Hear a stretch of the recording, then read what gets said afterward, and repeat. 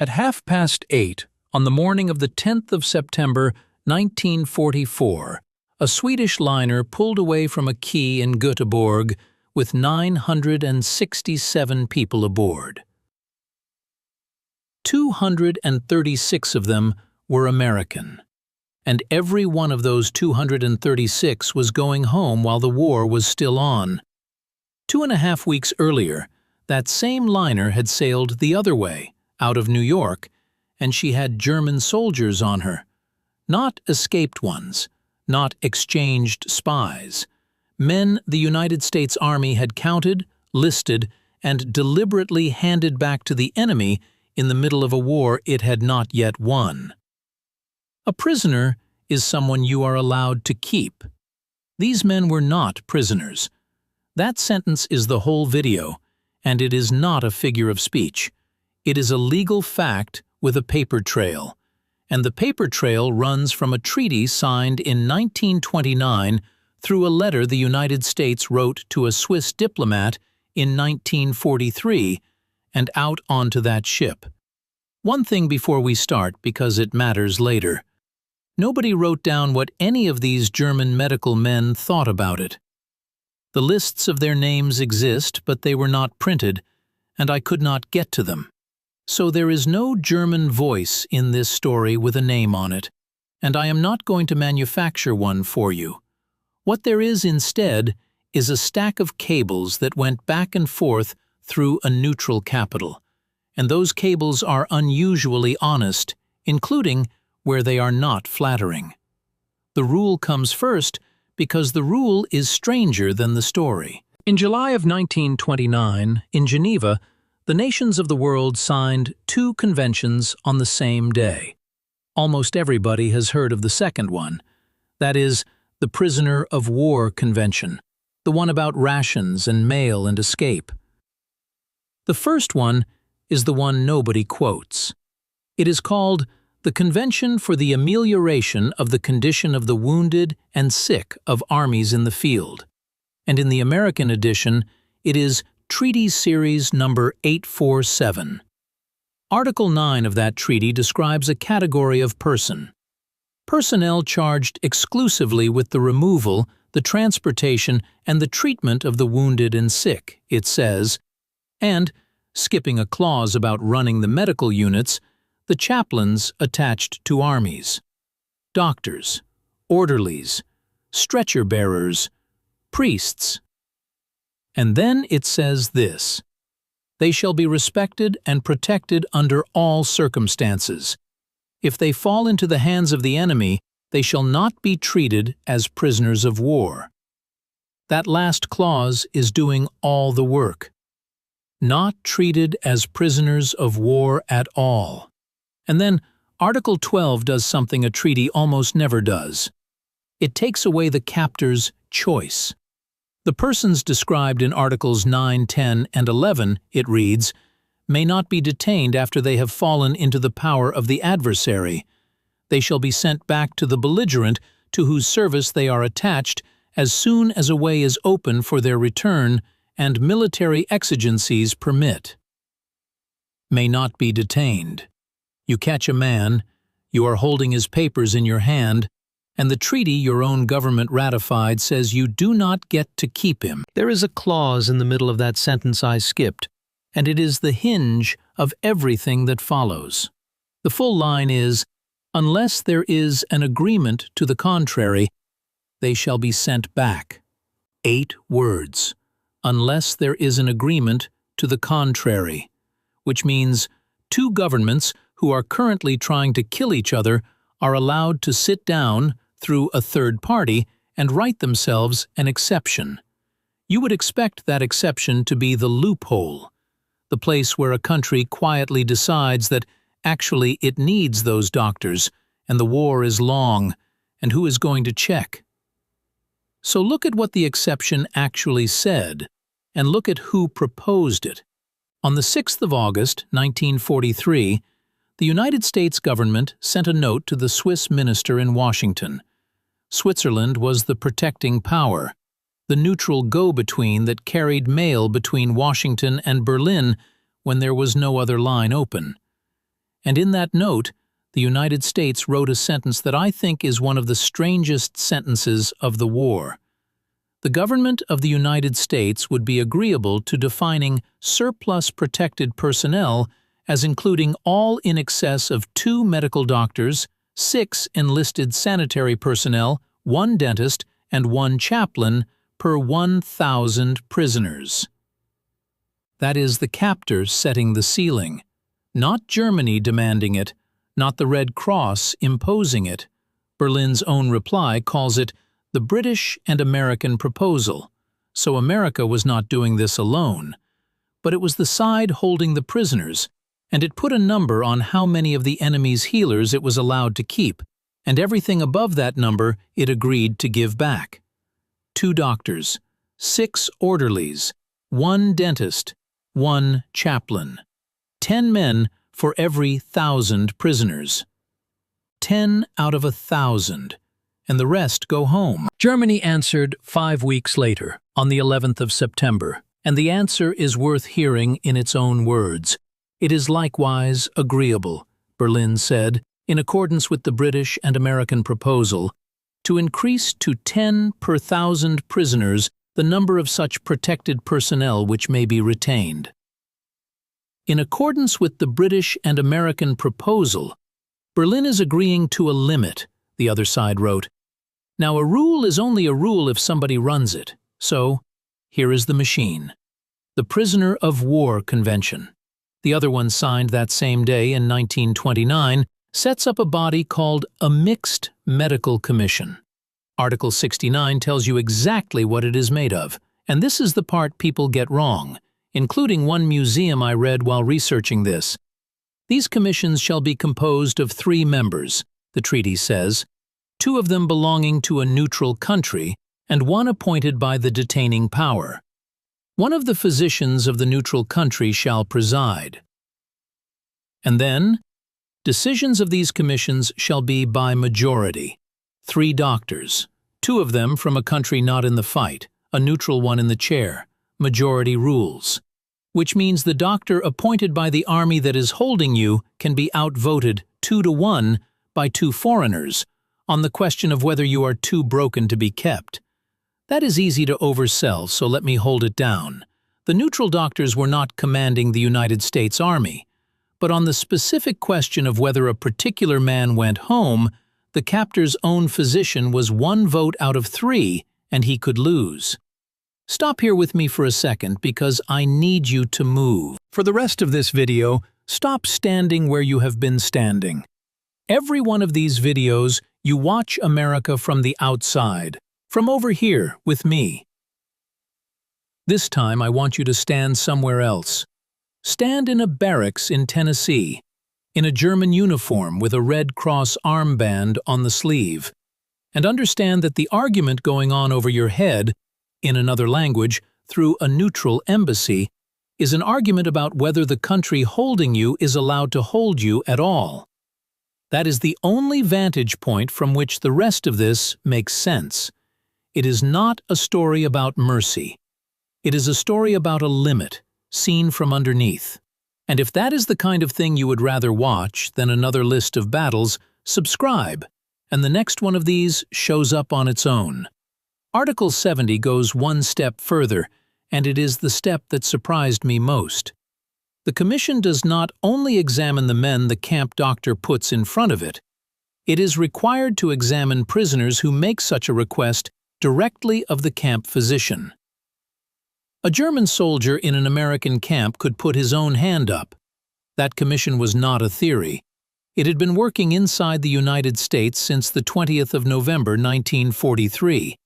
And by the 5th of February, 1944, an American cable notes that it had been touring further prisoner of war camps since the 20th of January. Neutral doctors, moving from camp to camp across America, deciding which of the enemy's wounded had to be let go. And there is one more line from these files I want to put in front of you before we go on, because it is the cleanest thing in the entire stack. In February of 1944, the United States set out its position on how these exchanges would be balanced, and it wrote this: The United States government adheres firmly to the basic principle established by the Geneva Prisoners of War Convention, that exchanges of seriously sick and seriously wounded prisoners of war shall be made without regard to rank or numbers, and therefore does not exact as a condition that the German government must deliver American prisoners in identical number with those whom the United States will deliver. Read the second half of that slowly. America is saying, on paper, that it will not hold sick men hostage to a head count. It will send back what it is obliged to send back, whether or not the other side matches it. Hold on to that sentence. We are going to come back to it and find out what it cost. Now, the ships. The first attempt, in October of 1943, ran into an odd little wall. Washington reported back that there was nothing to send. There is no surplus protected personnel among the Germans to be repatriated from the United States, the cable says. Whatever the reason, at that point, Washington had nobody on its list. The first real crossing went in February of 1944. The Gripsholm left New York on the night of the 15th with 1,310 people aboard, bound for Lisbon, and among them were 117 seriously sick and seriously wounded German prisoners out of American camps, and 14 more out of Canada. 117. It was supposed to be 118. There is a cable, dated the 16th of February, that explains the difference, and it is the only place in this entire file where a German prisoner has a name. One of the seriously sick and seriously wounded prisoners of war, it reads, Erich Eberhardt, who was to have been repatriated, was at the last moment too ill to undergo the rigors of the journey, and the number placed on board the vessel was thus 117 instead of 118 as originally contemplated. That is everything the record contains about Erich Eberhardt. He was too sick to be sent home for being too sick. What happened to him after that morning is not in any document I could find, and I am not going to guess at it out loud. The second crossing was bigger. The Gripsholm sailed from New York on the 2nd of May, 1944, with 496 people aboard, German prisoners out of American and Canadian camps, and 90 German civilians. At Algiers, she picked up 390 more, and the American tally of the whole operation comes to a grand total of 886 persons to be exchanged at Barcelona. She left Barcelona on the 19th of May and docked at Jersey City on the 6th of June. The 6th of June, 1944. While that ship was tying up in New Jersey with that whole operation behind her, the first wave was going ashore in Normandy. And in Normandy, within a month, the same door opened again, this time in a field. I have to flag this next passage because it rests on a single source. It is a specialist history site on American Army medicine, and it names where it got the story, a 1944 issue of Yank magazine and a dispatch by an Associated Press correspondent. I could not open either of those originals myself, so take the shape of it as solid and the fine detail as one source deep. On the 2nd of July, 1944, 9 German nurses arrived at the 45th Evacuation Hospital near Cambe, in Calvados. They had been captured when Cherbourg fell, taken out of an underground hospital where they had been working, German Red Cross personnel and naval auxiliaries. The American decision was to send them back. They were driven by ambulance to Balleroy and waited about 2 hours. A short ceasefire was arranged by radio between an American interrogation officer, an intelligence officer from the 1st Infantry Division, and a German major from the 2nd Panzer Division. Around 6 in the evening they were walked back through the lines. 16 women went across in 2 crossings, on the 2nd and the 9th of July. That is France, inside the beachhead less than a month after D-Day. It is not a camp in America, but it is the same rule doing the same thing, and it tells you the rule was not Washington paperwork that dissolved on contact with the ground. 3 officers arranged a truce over the radio, in the middle of a battle, because a treaty said those particular women were not theirs to keep. Now back to the ocean, because in July the 2 governments started arguing about the next crossing. And the argument is where this story stops being tidy. On the 11th of July, Cordell Hull cabled the American minister in Switzerland with an offer. The Mixed Medical Commission had just finished its tour of United States camps and had qualified about 125 German prisoners for repatriation, add 37 identified earlier. In exchange, Washington wanted the roughly 250 American prisoners in German custody who had been found eligible before Barcelona but had not been taken. Germany's reply came on the 21st of July, and it was not a yes. It was a bill. Approximately 400 German medical officers, medical non-commissioned officers, and medical enlisted men who at the end of February were surplus in American prisoner of war camps in North Africa, in camps numbered 131 and 326. 700 members of the German medical service who are surplus in North America, especially in Crossville, Mexia, and Euston camps, and in most other camps. And 800 seriously wounded left behind in Italy by German troops, 150 of them in a civilian hospital in Rome, and 650 at Civita Castellana. Lists of both exchange groups, Berlin added, are to be forwarded at least 10 days in advance of the exchange date to the Swiss government at Bern. Crossville, Tennessee, Mexia, Texas. Both of those were real. They were among the first full-scale prisoner of war camps in the United States, opened on the 1st of February, 1943, and filled largely with men taken out of the Africa Corps. The third name I cannot give you. The cable, as it was typed, says Euston, and there is no camp in the United States by that name. The obvious guess is a Louisiana camp with a similar-sounding name, and I spent a long time trying to stand that guess up and could not. The university library that keeps that camp's history has a detailed account of it, and that account does not mention protected personnel anywhere. So, all I can honestly tell you is what the document says. Berlin named 3 American camps, and one of them it spelled Euston. Washington answered on the 4th of August, and buried in that answer is the number that changed how I read this whole file. I have gone back and forth about how to present it because it is a country grading its own homework. So here it is with the caveat attached. The United States government has consistently acted in good faith in returning surplus German protected personnel, it says, as is evidenced by the return of 1,763 to whom it accorded such status in the 3 repatriation operations that have been completed to date. And then, the next sentence. In these operations, no American surplus protected personnel were returned by the German government. 1,763 out, 0 back. That is not a rhetorical flourish.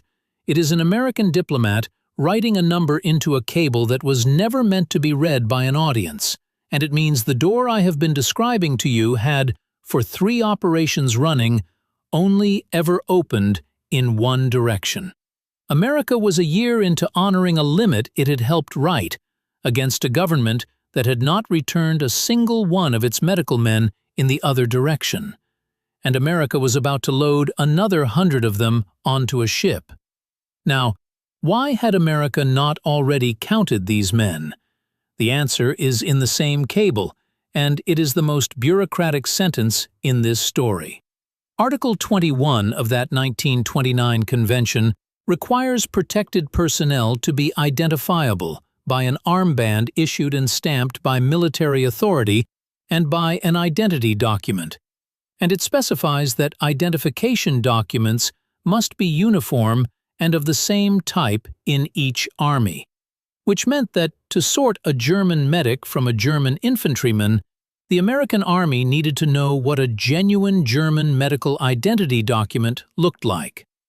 Samples of those documents, Washington wrote, were not received by this government until July the 28th, 1944, in spite of repeated requests made by this government therefore. Sit with the shape of that.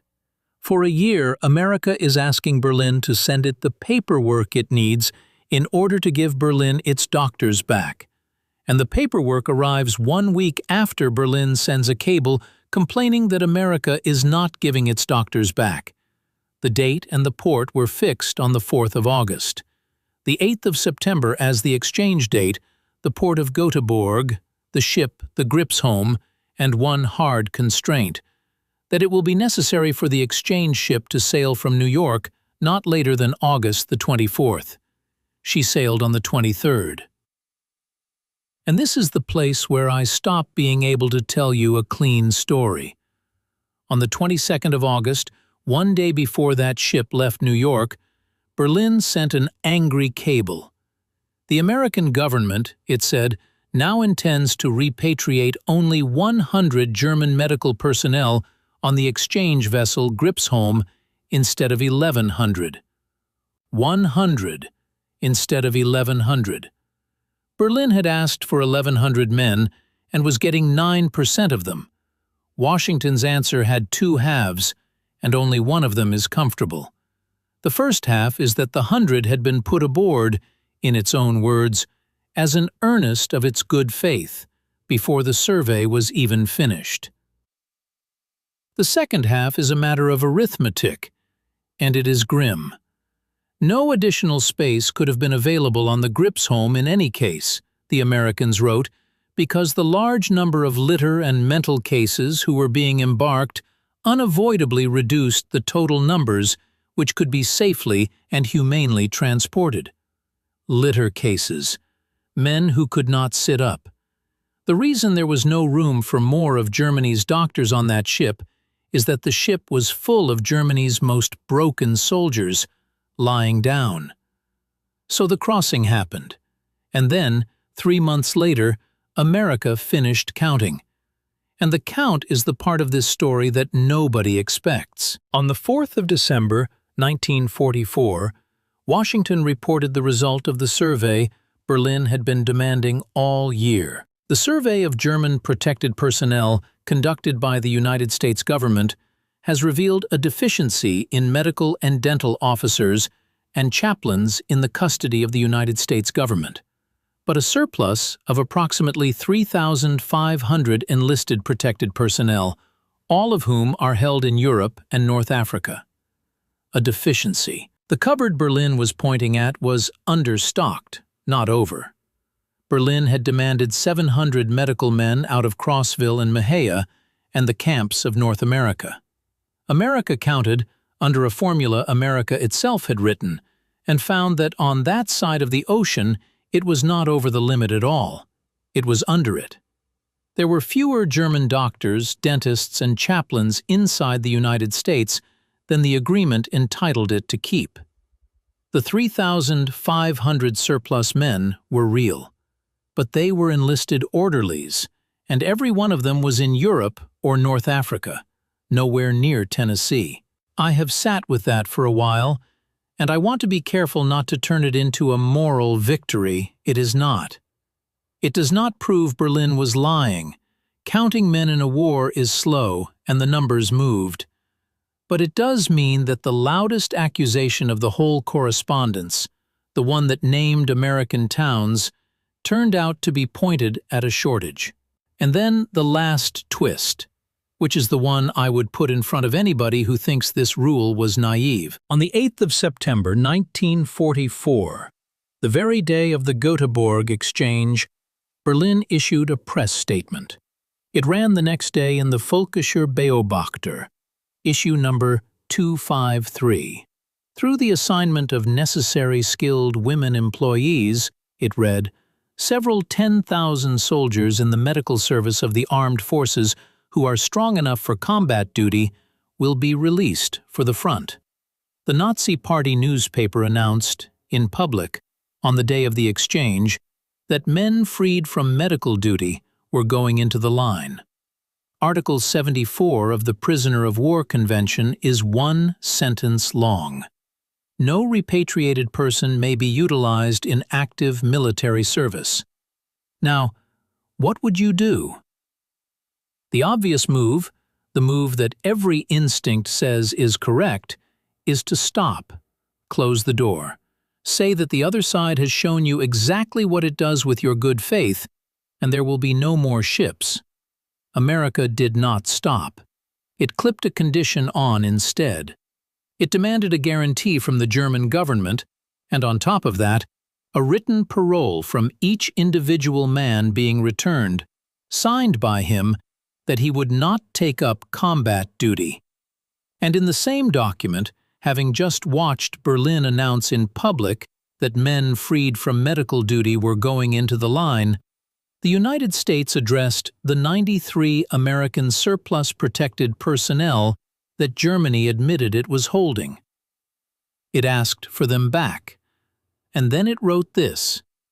This suggestion is not a condition to the return of the German surplus-protected personnel by the United States government. It refused to make that a condition, even then. I have given you a lot of paper.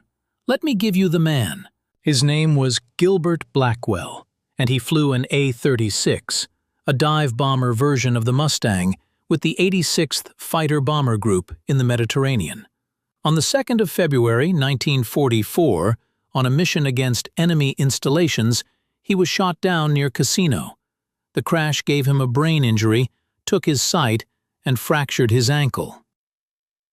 In German hands, he was given brain surgery, and he got his sight back. That is worth saying plainly, because this channel does not get to only report the parts that flatter one side. Somebody in a German hospital operated on an American pilot's head and restored his vision. The ankle is the other half of it. Minimal attention was paid to the ankle. It eventually required an amputation below the knee. Blackwell was selected for repatriation, and he began the journey home in September of 1944 aboard the Swedish liner Gripsholm. Now be careful with me here, because this is the kind of join where people cheat. No document I have puts Gilbert Blackwell's name inside the figure of 236. What the record says is that he came home in September 1944 on that ship, and there was one crossing of that ship in September of 1944 carrying Americans west. It is the one that left Göteborg at 8:30 in the morning on the 10th. The museum that holds his things has the crutches he used on the way home. It has his baggage tag. It has his prisoner card from the camp that held him. It has a letter a chaplain wrote to his mother when he was missing. And it has the breakfast menu from the Gripsholm. A breakfast menu. A man on crutches, coming out of a German hospital, kept the piece of card that told him what he could have for breakfast on the boat home, and kept it for the rest of his life. 967 people went out on her that morning. 42 Canadians, 689 British, 236 Americans. There were two more ships in the same operation, the Drottningholm and the Arundel Castle, and the American count for all three comes to about 2,700 people, pointed west, out of a continent nobody was allowed to leave. She reached Jersey City on the 26th of September, and it ran again. In January and February of 1945, there was another exchange, in Switzerland this time, with a Canadian hospital ship carrying wounded from New York to Marseille. Berlin's own tally for the American side that winter listed 326 men declared eligible by the Mixed Medical Commission in October. 3 since deceased. The cable corrects itself mid-sentence from 326 to 323. Here is what I think this file is. It is not a story about kindness. Nobody in it is kind. It is a stack of cables between two governments that were burning each other's cities, written in the flattest language available, full of haggling and delay, and one very public act of bad faith. What it is a limit. A country at war wrote down in 1943 the exact number of the enemy's healers it was permitted to keep, 10 in every 1,000. And then, crossing after crossing, while it was losing men in Italy and France and the Pacific, it counted, and it listed, and it kept sending the extras back, and it declined in writing to make that conditional on getting anything in return.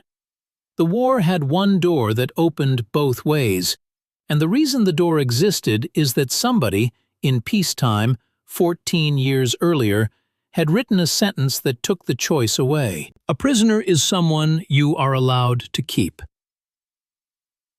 These men were not prisoners, and the men who came the other way, on crutches, with a breakfast menu in their pocket, got home because of it. Now the thing I want from you, and it is different from what I usually ask. Most of the time I ask you for a name, or a unit, or a place. Today, I want to ask about a return. Somewhere in your family something came back that had been given up on. A man, a ring, a set of dog tags, a footlocker that turned up 11 years late, a letter that arrived after the telegram did. Tell me what came back, and tell me what shape it was in when it got here, because that part almost never makes it into the file, and it is usually the part the family actually remembers.